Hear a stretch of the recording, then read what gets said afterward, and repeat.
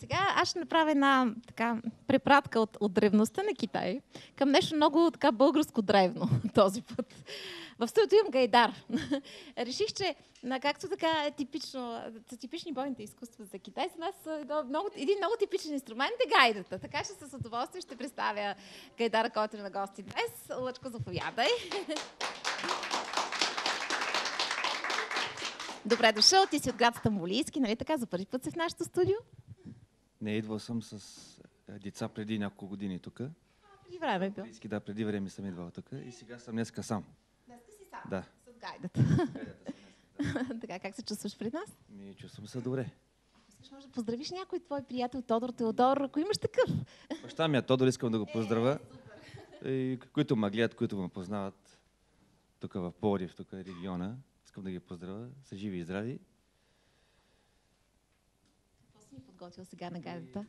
Ще изсвира една бавна мелодия, една странджанска мелодия. Нека да те чуем. Заповядай.